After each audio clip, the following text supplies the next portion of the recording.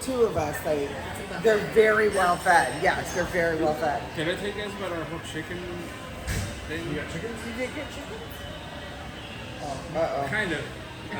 So I was out in the backyard, prepping on the grill, and I hear there's this tree drops these really crunchy leaves, and I'm just hearing like,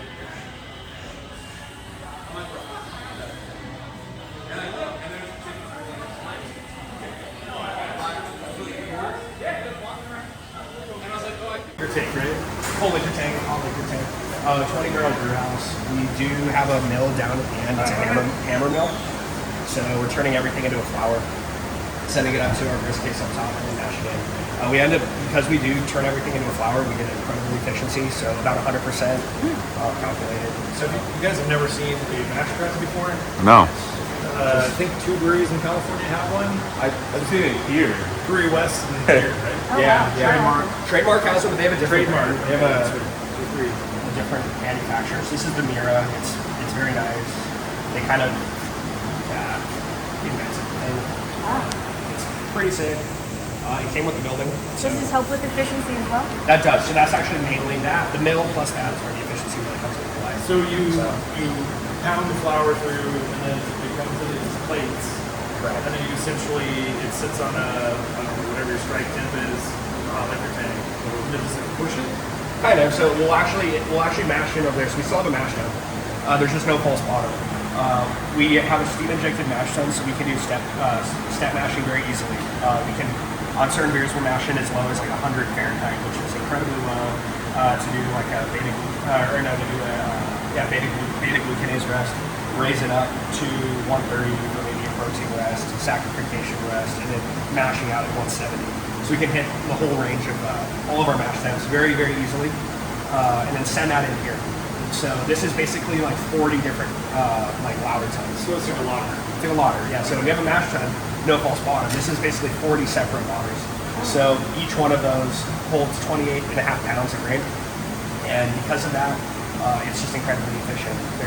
You don't get channeling like you do in a normal mash tun. In a normal mash tun, water passes through, but it wants to go a certain way, and certain areas never get touched. And you leave a lot of sugar behind. On this, because each mash is basically your powder, exactly, and then each mash is, although it's vertical, each mash is about a half an inch thick. So it's very easy for the water to pass through and to capture all the sugar. And then at the very end, and it's powder, and then at the very end we squeeze it a little bit. So it has 40 bladders on there.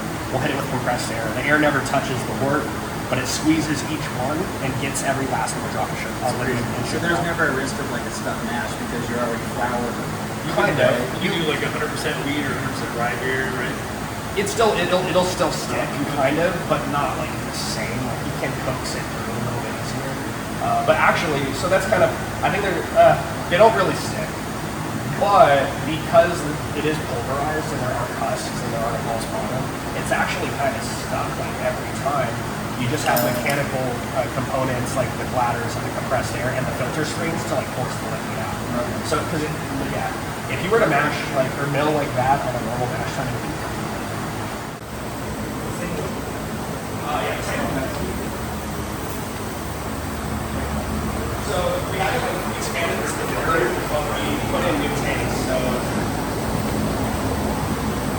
first moved in, they only had 4 fermenters, and we put in this 25 and 15. Recently, we put in both of these 60s over here. Right. We put in the 15 about 6 months ago, as well as these smaller tanks. So this little unjacketed tank on wheels, 3-barrel and 5-barrel, they all went in when we got the place so that we could make one-off stouts and like one-off dedicated. Yeah, so we've over doubled capacity since we have that too. Yeah, right. It's a mess. I gotta shut something.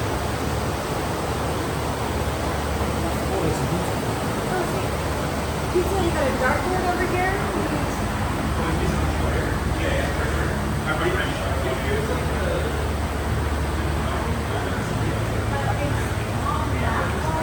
In here, we could clean things up and like we're really tight.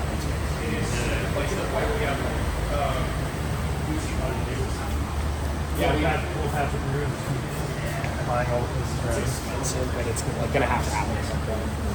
So a good shipment of new barrels. We'll fill those up in the next couple weeks. Well, our barrels are in the back, like not ideal, but we just had to stuff them back there because we was out of space. Salud. Salud. What are these called? Smash burgers? Slam burgers. Slam burgers. Send it. Cheers. Cheers. La cerveza. I smell it. That's actually not terrible. That's not bad. Isn't that right, Nagel? So good. Thank you for coming behind the bar, in the arcade, all that shit. Ever since I was younger, I was into video games. Somebody like the Fuse so I can bring bad news to all these crews who can't NBA jam with the shoe.